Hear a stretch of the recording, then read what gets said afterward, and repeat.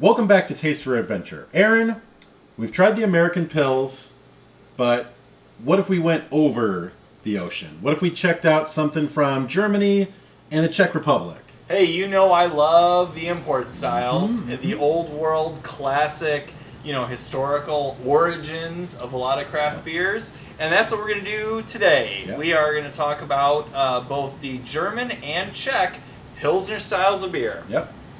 So we've got a really good lineup. Yeah. We've got Pilsner Urquell. Yep. That's our Czech offering. It's kind of the proto Pilsner. It's one that I've definitely had before in the past. So Oh, yeah. I'm definitely interested in drinking it for appraisal, so to speak.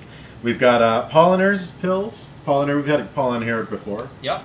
And then we've got Radeberger's Pils. Let's get a couple of glasses in our hands. What do you think? Yeah, let's talk with some beers in our hands. Yeah. Absolutely. What do you want to start with? Let's start with Pilsner Urquell. Let's see what the Czech offering has. Sounds good.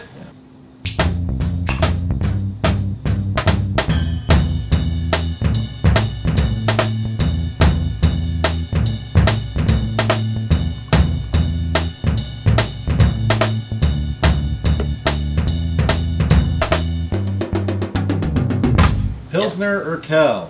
Pilsner Urquell. Brewed in Pilsen in the Czech Republic, not the neighborhood in Chicago. That's right, yes.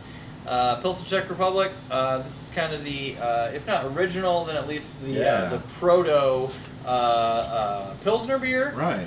And it is said that the Germans sometimes don't call their Pilsners Pilsners, they call them Pils out of respect for the Czechs who did it first. That's interesting. Yeah, so the Germans abbreviate theirs and don't go the full Pilsner sometimes. I didn't realize the Czechs did it first. Yeah, absolutely. Well, I guess that makes it the proto kind of Pilsner. Yes. So the Czech Pilsner, some of the things that stand out the most is that is actually, we haven't talked about this much on the show, is the water profile. Ooh, yeah. So one of the, if you read the BJCP guidelines, one of the most standout parts of the Czech Pilsner is the very soft water profile. Oh. There's not a lot of minerals, there's not a lot of chlorides or sulfides or anything like that. It's very soft water, which should translate into a very light, not too minerally beer. And that goes extremely well with the very lightly colored malts that Pilsner malt is. Yeah. That's a very yellow, positively golden color in that. Yes. Pretty clear. Little Chile's on there, but very pale, although not completely crystal clear. No, not really. But yeah, light in color. And one of the biggest differentiators between a German Pils and a Czech Pils is that a Czech Pils will be a little bit more malty. Okay. So I think it can be maybe also a touch more strong, but definitely a little bit more malty. Yeah. But one of the hallmarks of a Pilsner malt is that as the lowest color base malt, it's going to be very grainy and crackery. You're not going to get into too bready, or definitely not toasty or roasty at all with such a light colored beer. I'm definitely getting that in the nose. That light cracker. It's very clean. Yes. Clean smelling, crisp. I'm picking up something that's not quite. Maybe it's that cracker. Maybe it's that I mean, it could be the hops as well. So hops, a Pilsner is not going to be a big citrus bomb like an American IPA, but being that it can only have really Pilsner malt as the base, and almost all of the grain bill, if not all of the grain bill, the hops, even if you use a light hand with the hops in a Pilsner beer, they can kind of punctuate a little bit more. Okay. So, I definitely get a little bit of hop aroma to it. Okay. That's what that is. Yeah, tiny bit of fruitiness, maybe a little bit of spice. Yep, that's what I'm picking up. Yep. But on the back end, very crisp, very dry, and firmly bitter. Yes. Yeah. Even if it's a little bit sweet up front, you get that malt. You get the bitterness maltness. on the back, yeah. So this is not a beer that they dry hop. You hear about dry hopping or late hopping where it's you smell it and it's all this floral tropical hops. when you smell it, there's not a lot of aroma to it, and what you do get is the malt. It's the aroma, it's the cracker. But then you get the hops in the presentation of the bitterness and the finish of this beer. Yeah. Yeah. Makes sense to me. Look at this can really quick. They actually give you quite a bit of information. So serving size is 16.9 fluid ounces, so 500 milliliters. Okay. 1.5 servings per container. So, all right. Yeah, it's got about a beer and a half here. 4.4% alcohol by volume per serving. Okay. This is just really nice and really crisp, clean. I'm really glad we started with this one. Yeah, and a lot of flavor for 4.5% alcohol beer. I'll say. Yeah. Yeah, I'll definitely say. Before they had modern chemistry, calculation methods, they just had to brew with what they had around them and kind of deal with it. And I think that Pilsen had very rich spring water that was very low in minerals, which is why they developed such a very, very light colored beer. Right. Yeah, it definitely is. Yeah, a heavier beer might be out of balance with this water profile.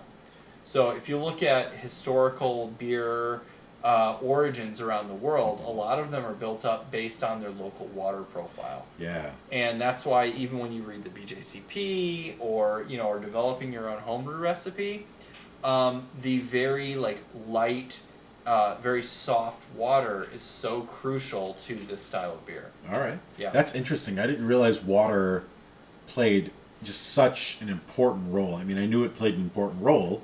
You obviously don't want to use water out of your local creek, But wow, I mean that is crazy to think. Yep. So if you have a well and you have really hard water, whatever, you might think about actually going and getting some reverse osmosis water, very neutral, clean, low mineral content water if you're going to brew a Czech Pils at home. Yeah, that's so interesting. Yeah. All right. Well, speaking of which, do we have any homebrew kind of recipes for the European style of Pilsner? So I have not actually brewed a Czech Pilsner. Okay. But I can tell you that basically for either Czech or German Pilsners, I brewed a couple of German Pilsners. Yeah. For either style, really the main ingredient is just going to be a lot of Pilsner malt. A lot of it. Yeah. So, and you can brew a Pilsner with 100% Pilsner malt. Sure. And a lot of times the nuances come from the individual maltsters more so than the recipe itself. So a Czech Pilsner will use local Czech malt, Pilsner malts. A German maltster will use different German Pilsner malts. Yeah. Basically, if you're going to brew a Pilsner at home, whether it's an American style, Czech, or German, you're just going to go with a very, very light colored Pilsner malt. And I would recommend you going with a Pilsner malt from the country of origin which you're trying to build the recipe on, right? Yeah, exactly. All right, that makes sense to me. Yeah. Now you can add a little bit of maybe a Cara Pils for a little bit of foam stability. Okay. So a Cara Pils is like a caramel Pilsner. Okay, Cara, yeah. So Cara, caramel, Pilsner, right? So get a Cara Pils malt, which won't really contribute very much color or sweetness because it's still a low color caramel malt, but it will contribute maybe a touch of body and a little bit of foam stability. Okay, foam stability. There's a lot of factors. Right, there's so many factors. But really, I would say, especially for a beginner, just get all Pilsner malt, maybe with a touch of Cara Pils if you can find it. But I would go maybe 10-ish pounds of Pilsner malt with about a half a pound of Cara Pils. Okay. So really straightforward recipe. I would definitely go with noble hops. Sure. If you're doing any of the European styles. Yeah. So that would be like a Tettnang or a Spalt or a Saz, one of those types of hops. Just an old world European low alpha acid hop.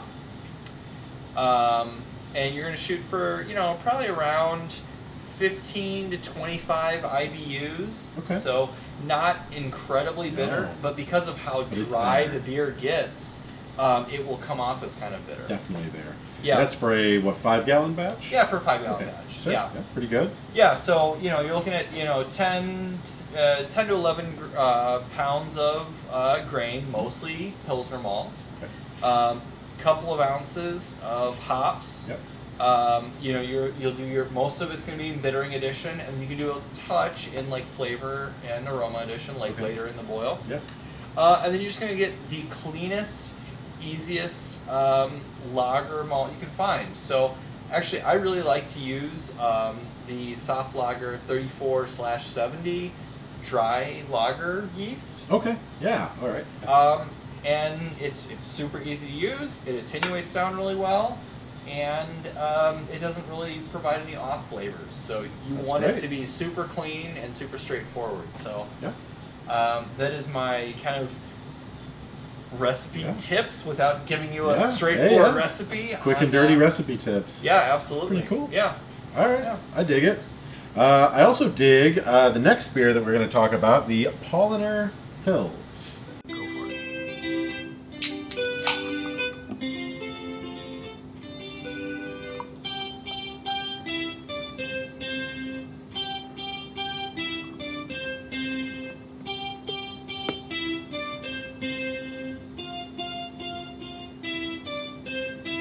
All right, the Paulaner Pils, a Bavarian-style Pils. Yeah, it looked really good here as you're pouring it. Mhm. A little bit lighter. Oh yeah, it's way more golden. The other one had kind of a more brownish hue, Yep. slightly. Yeah, more. I would say more of like a deep gold, where this is more of like Yeah. Pure a gold. yeah, like a gold or like a light yellow. Mhm. And that is right in line with the guidelines, where a Czech Pilsner malt is going to be a little bit darker kilned and a little bit more malty rich Sure. than a German Pils, which is going to be even more dry, bitter, and crisp than the Czech example. Okay. Yeah. Speaking of which, we've talked a lot about what the beer does right. What are some of the things that can go wrong? The most common flaw with a Pilsner malt is that because it is so lowly kilned, it's not as treated in the malt house, right? Okay. So it can present a flaw in the finished beer if it's not brewed properly, right? Okay. So the most common final flavor flaw is a DMS flavor, which is like dimethyl sulfide or some shit like that. It's commonly called like DMS. Okay. Gotcha. And that can come off as like a canned creamed corn sort of like aroma, right? Yeah. So Get your creamed corn beer. yeah, I mean that is okay in basically one style, and that is a cream ale. Okay. Fair Right? enough. Yeah. So, okay. Yeah, You can have Believe that. You can have some DMS, and there's a heavy amount of corn, like a flaked corn, in that style of beer. Yeah. In virtually every other style of beer, the lowest levels of DMS are okay in a couple of styles, but the reason why you might get it in a Pilsner is just because it's not been processed very well. It's such a light malt. It actually produces this chemical, this DMS chemical. Interesting. That can provide this off flavor. So the ways to avoid that are to have a very vigorous boil. Vigorous boil. Right. So not just a little bit of a simmer. You want to have a big, good rolling boil. Sure. Because when you're doing that, you are blowing off all of the vapors that could cause the DMS. Okay. So, and then also, you don't want to cover your boil. Yeah, I mean, I you was should just never. gonna say, yeah. You should never cover your boil anyway. But if you were to have a vigorous boil of a Pilsner and you covered it, it would just condensate on the lid and then drop right back in, right? Okay. Yeah, so that makes sense. you're gonna want to have an uncovered, vigorous boil. And I've always brewed my Pils, if I make a recipe with a fairly high majority of Pilsner malt, I will boil a little bit longer than normal. Okay. So instead of like a 60-minute boil, I might do like a 75-minute or a 90-minute boil, Ooh. just to make sure I really vent all of that bad stuff off. Got it. And that is the main issue with like a Pilsner malt. So to finish off, we have the Radeberger Pils. That's not really it's not one that I'm familiar with, but it's another import. Yes. It's another import from Germany. I don't believe this one is on the BJCP, but I saw that Radeberger had a Pilsner, and I thought we could try it. Works for me. We'll see how it stacks up against these other two. Definitely. Perfect.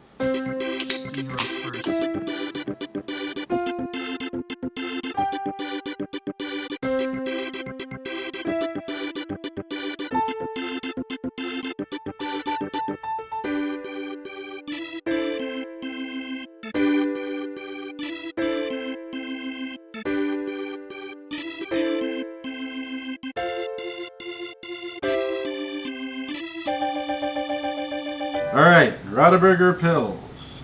Pilsner. Yes. I guess they're calling it Pils. The other Pilsner Pils, yeah. So this one's just as light as the other. Yeah, just about right. Just about in the probably exactly what the guidelines say. Yeah, for a German Pils, for sure. Okay. This one's definitely more in the yellow camp. I'm getting more of like a little bit more of a maltiness. That is more malty. I could taste that immediately. Yeah. Still got a little bit of that bitterness there at the end, but in the finish. It's still bitter, but it almost is like more a bready quality. It is, yeah. Wow. Okay. Up front. So, So where that Paulaner is just like extremely dry, Straight, extremely crisp, grainy, crackery, and bitter. This one is a little bit more rounded. bread. Yeah, a little bit more malty, a little bit more like bready. Huh. It's good. Oh yeah. It's really good. It adds that other dimension. This is almost like in between the beer that we just had, which was like really dry and bitter, and like a fest beer that is more of like it's bitter, but it's also like pretty bready and malty, right? That's really interesting. Yeah. It's crazy that two breweries from the same part of the world could brew such a kind of weirdly different beer. Yeah. And it's like, this brewery was established in 1872, so Paulaner's got a few years on it. Yeah. But a few centuries on. Wow. Like very, very good, very different though. I like this one a lot. I really like the malt depth in this. The malt depth is super interesting. But it's also like going. That's why I say like all the time. I say that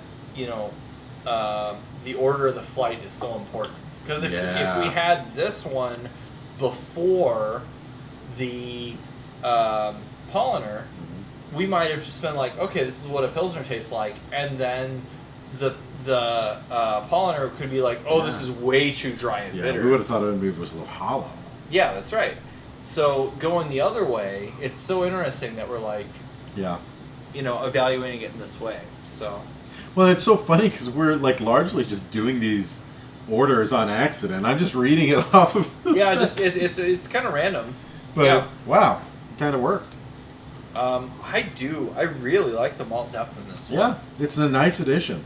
I think it's a really nice addition. Yeah. And maybe it's just because our palates are a little bit burnt out from having two traditional Pilsners, which are very dry and very hoppy. I mean, it could be. It definitely could be, but I definitely feel like there's that malt character there. Like really, really heavy. Yeah. And I mean, it's not, it's not like smack you over the head with that mallet, but it's very noticeable. I mean, it's not heavy for like a porter or a stout or anything like that. No. But for the style, there's heavier. a richness there and that malt backbone that I really enjoy, and it supports that whole beer really well. Yeah, I think so. Wow. Good job, Radeberger. Yeah, for sure. And I don't think it's enough to really push it out of the style guidelines. You don't think? No. I think that, it's not caramely, it's not toasty, it's still within that, like, lower, like, bready, grainy, like malt area. It's more accentuated. I like this way more than I thought I would. Yeah, this is really excellent. We've had 3 really good beers on this episode. Absolutely. Now, this one is not a BJCP example of style, but, I mean, arguably, this might be my favorite of the flight. I think I might. The Pilsner Urquell is really good. You know, the Paulaner is really good. I like that malt depth. Yeah, And I do too. it could just be that it's like, out of left field from what we were drinking previously, but very nice beer. Yeah, Well, that is the flight. That is the episode. that's right. So 3 really great import pilsners. Try them all out. I know the Pilsner Urquell is kind of ubiquitous. The Paulaner is pretty easy to find too. The Radeberger, I think that's probably the one to give you the most difficulty finding. Could be, yeah. So if you want to brew a European style Pilsner at home, I would highly recommend it. Mm-hmm. It's a lager yeast, Pilsner base malt, noble hops, and when you do that lager yeast, you would just want to make sure that you have really good temperature control. You cannot ferment that at ale temperatures, otherwise you'll get some weird off flavors.